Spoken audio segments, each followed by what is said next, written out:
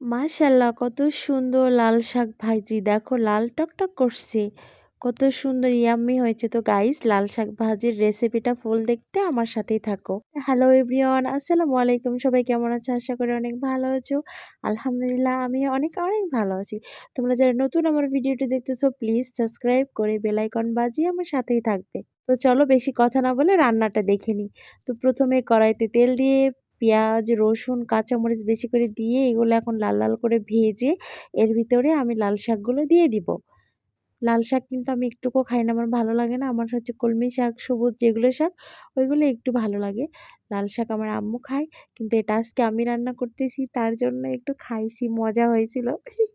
তো যাই হোক দেখো আমি শাকগুলো কড়াইতে সবগুলো দিয়ে এর ভুত এর ভিতরে এখন আমি লবণ দিয়ে দিব।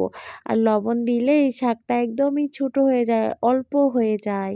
এমনিতে মনে হচ্ছে কড়াইতে আটবে না, কিন্তু লবণ দেওয়ার জন্য অনেকটা কমে গেছে, বুঝছো? তো দেখো এটা এখন আমি হালকা করে একটু নেড়ে দিচ্ছি, না হলে তো নিচে পুড়ে যাবে। তো এখন একটু লবণ দিয়ে মেখে এটা আমি ঢেকে দিয়ে রাখবো। এরপরও দেখো ম্যাজিকটা, দেখো কত সুন্দর শুকিয়ে গেছে, একদম কমে গেছে, দেখছো? কতগুলো শাক কয়টুক হয়ে গেল। এখন দেখো উল্টে পাল্টে নিচের যে মশলাগুলো ছিল, পেঁয়াজ রসুন, ওইগুলো এখন আমি আবার উপরের দিকে তুলে দিব।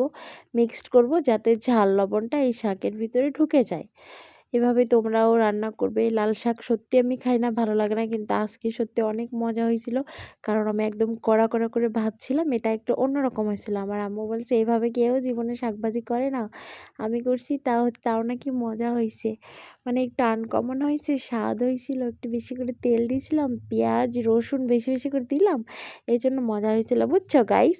তোমরাও কিন্তু বাসাতে বেশি বেশি করে শাকসবজি খাবে। শাকসবজি আমাদের শরীরের জন্য অনেক উপকার, বুঝছো?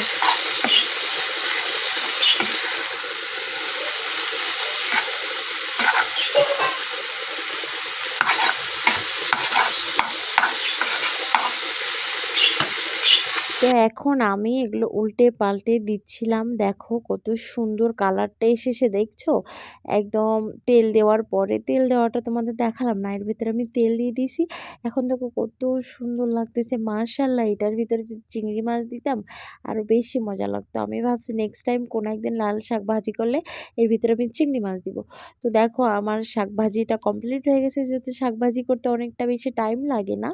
আমার রান্না শেষ, কমপ্লিট, ডান। তোমরা এখন দেখো আমি একটা বাটিতে শাকগুলো তুলে নিচ্ছি। কত সুন্দর হয়েছে গো, কি সুন্দর, মাশাল্লাহ। তেল শুধু চুপচুপ করছে, আর লাল টুকটুকে ভাত মাখানোর পর লাল হয়ে গেছিল একদম। তো দেখো কত সুন্দর লাগতেছে। এখন আমি সবগুলো বাটিতে ঢেলে তোমাদের সামনে পরিবেশন করব। তোমাদেরকে দেখাবো আমার রান্নার ফুল লুকটা, কত সুন্দর হয়েছে লাল শাক ভাজি। দেখেছো এখানে আবার আমার হাতে গরম সেক লাগলো এই পাতিল দিয়ে। তো দেখো এই তো